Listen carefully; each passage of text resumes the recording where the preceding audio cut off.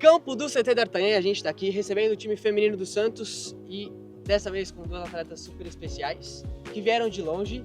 Reina, Kelly, obrigado. Reina é americana, Kelly é canadense. E a conversa hoje vai ser um pouquinho diferente. The conversation is gonna be a little different because it's gonna be in English. So I'd like to say thank you. I'd love if you could share with us some points about women's soccer outside of Brazil. I'm gonna start with what do you guys think about the current women's soccer situation around the world? I think it's a really beautiful thing what's happening with women's football around the world right now. I am American, but I'm also Filipina, and I play for the Philippines women's national team. And we had the opportunity to go to the World Cup last year, and it was the debut appearance for the team. It was the first time that we were there in history, and I think it was really a beautiful experience to see that smaller countries like the Philippines have the opportunity to play at the world's biggest stage, and it's just a testament to how women's football is growing these days. Nice, very nice. What about you? I think just to add on to that, like I have the opportunity of being a mother, and I feel like it's a really nice, like there are really nice laws that are being put in place right now, like all over women's soccer. Like there's maternity leave, there's support for women who are trying to have families, and I think that just goes to show that like just like smaller countries like the Philippines are having opportunities, but they're also like taking care of the women who are playing all over the world, and I think like, that just goes to show that there has been some improvements and it's getting better and better. It was really nice being here with Aurora as well. So what does soccer mean to you out of the field, and what are the benefits that soccer can provide for you out of the field, actually as a person rather than a player? I think football brings so many valuable life lessons into your life. I think it's one of the most incredible things about the sport. For me, I think one of the most lovely things about playing soccer as a human being and not just a player is the friendship that it brings into your life, and the people that maybe you don't share really similar backgrounds or wouldn't have an opportunity to meet them if you kind of weren't put into this random grouping on a team.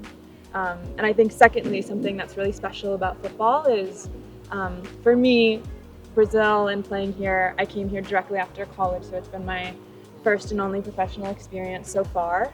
And I think for me, the opportunity to be outside of the US and playing somewhere that's so culturally different to America has been really valuable and opened my view about the world very much. I totally agree with what Reina is saying. I think that playing soccer brings a lot of things to all of us players. Not only do we get to meet people, but just like Reina said, we get to like travel and learn about different cultures, which I think is like the most beautiful thing about being a human being. It's really learning about the different cultures and learning about how people live day by day. And I've went from Canada and then I went to the United States, but starting my professional career, I started off in Israel, which is entirely different from my life in Canada, right? Like it's a country that's run by religion, where you can see all of the different religions of the world in the same country.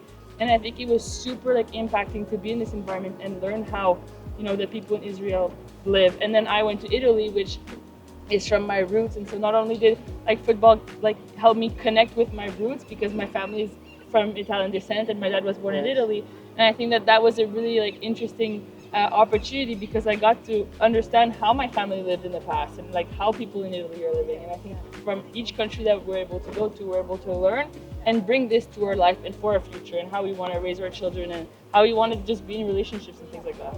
And Canada is a very amazing country, because I have been in Canada for 7 months in Toronto. So wow. I was in love with Canada. So okay, third one, how is the soccer youth academies developing in your home country, and at what age did you start taking it seriously, and what incentives do you have in scholarships or accommodation?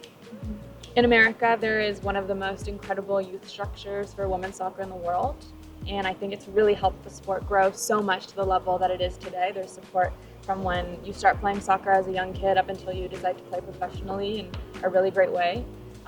And for me, I started playing soccer when I was 3, played my first competitive team when I was 8.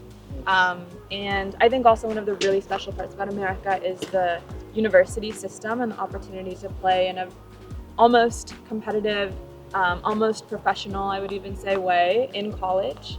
And I think one of the awesome incentives to be able to play in college is the scholarship opportunities and being able to receive those when you're young and in high school is a way to kind of incentivize you to want to play professionally and play further after. So it's a really special place. I really admire the structure that America has, and it makes me grateful to have grown up there. Canada has a really, I would say, a really good youth program where basically most teams have different academies, or we really focus on our youth, and that's where I started when I was 4 years old.